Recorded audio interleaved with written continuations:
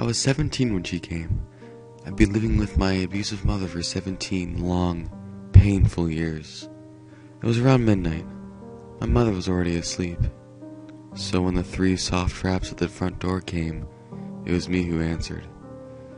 An odd-looking girl stood there, blonde hair and braided pigtails, pink dress torn a little at the hem, feet bare and turning slightly blue from the cold of the winter, and black eyes.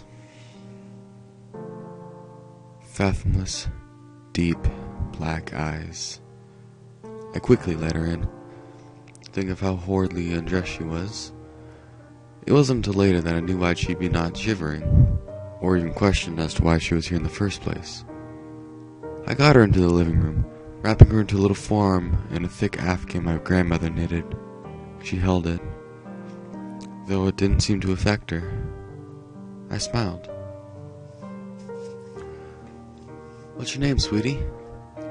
A long silence passed, in which she stared at me. I was beginning to be discomforted by her black gaze when she parted her lips and spoke a soft voice. "Lacey Morgan." I nodded and smiled again. "You can stay here tonight, Lacey," I said, motioning onto the couch. She curled up into a little ball, black eyes still on me, and I exited the room. That night, I slept soundly, not worrying about my mother beating me or that strange little girl on the couch. When the morning came, I chugged into the kitchen. I was greeted with a coffee mug to the shoulder. I gave a feeble shout of pain, staring at my mother. "What the hell did you do? Why is there dirt on the couch?" she shouted, confusing me greatly. Upon investigating, I found out that Lacey had vanished. There was only proof that she'd been there, being some dirt that must have fallen off her dress or feet. I took responsibility, earning myself a strong hit to my cheek. Then I left for school. While there, I heard something that sent chills through my spine. Lacey Morgan was found dead last night. I passed the day waiting for more news on the subject, but I found none. Upon arriving home, the news was broadcasting a live report on her though. Lacey Morgan, 6 years of age, was reported dead last night. Her body was located in the backyard. Buried there, her pink dress. So far there has been no sign of her mother, Marisa Morgan, who is suspected to be the killer.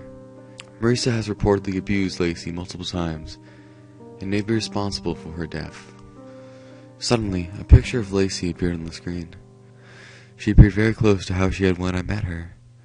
Blonde hair and braids, pink dress, pale face.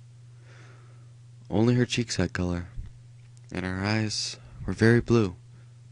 To most this would seem unimportant, but to me it was. She had died before arriving at my house, and if the newscaster said was true, died hours before. I tried to play it off, going about my business. I went to bed early, so I didn't have to see my mother. It was around midnight when I woke to cool fingers stroking the bruise on my cheek. I sighed, leaning to the small hand. "Never again," Lucy whispered, before her hand vanished. Not 10 minutes later, I heard my mother screaming. I rushed into her bedroom, nearly fainting at what I saw. My mom was flashing wildly in her bed, a small creature having burrowed its face into her chest.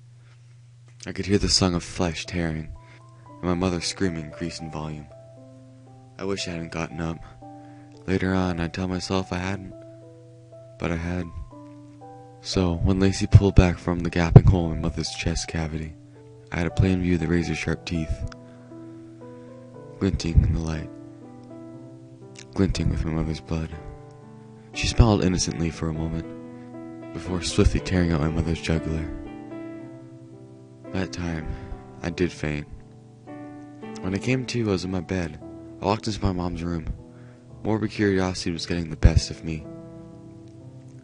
Upon opening the door, I found the room empty. The bed was neatly made, as if my mom had left for work early. The only oddities were the dirty child footprints, and the open window, showing that Lacey, in fact, had visited. I never saw my mother again. and I never really missed her either. I eventually got married, and we had a child together. I named her Lacey. Recently, I noticed my neighbor's daughter had scrapes and bruises on her arms. I've started watching their home. And the other day I saw something odd. A little girl running barefoot through their backyard, up to their back door. It was around midnight, so it couldn't be for sure. But I thought she met her eyes with her black ones, and I could swear she mouthed 2 words at me. Never again.